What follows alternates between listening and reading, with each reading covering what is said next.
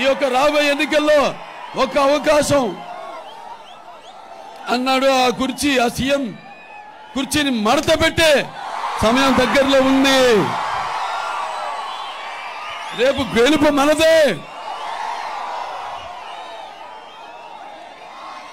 కాబట్టి ఈ యొక్క వైకాపా ఏదైతే ఫ్యాన్ ఉందో దాని 3 రెక్కలను ముక్కలు చేసి బయటపడాల్సిన సమయ ఆసన్నమైంది అని మీ అందరి ఉత్సాహం చూస్తుంటే అనిపిస్తుంది.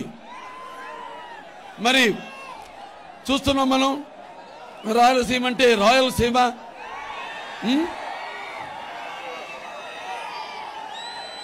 అటువంటిది ఈ రాయలసీమను ఒక నెత్తుటి మరకలా మార్చేసింది ఈ వైకాపా ప్రభుత్వం.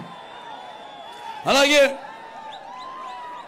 ఈ రాయలసీమలో ఈ ఏదైతే ఈ పగల సెగలను చల్లార్చి శాంతి నిలయానికి ఒక ప్రతిరూపంగా నిలిపిందో తెలుగుదేశం పార్టీ అధికారంలో ఉన్నప్పుడు, ఇప్పుడున్న ప్రభుత్వం ఈ కత్తుల మన్నల పైన నెత్తురు చిందిస్తుంది అని మీ అందరికీ తెలియజేసుకుంటున్నాను. అలాగే ఈ రాయలసీమలో ఉన్న కాలువల్లో కృష్ణమ్మను ప్రవహింపజేసి ఈ యొక్క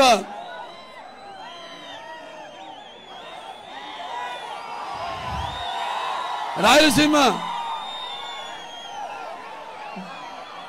బీడు భూముల్ని సస్యశ్యామలం చేస్తే మన తెలుగుదేశం ప్రభుత్వం, మరి ఈ యొక్క వైకాపా ప్రభుత్వం ముఠాకక్షలను పోషించి ప్రోత్సహించి ఈ కాలువల్లో ఈ యొక్క రక్తపు సముద్రాన్ని ప్రవహింపజేస్తుంది.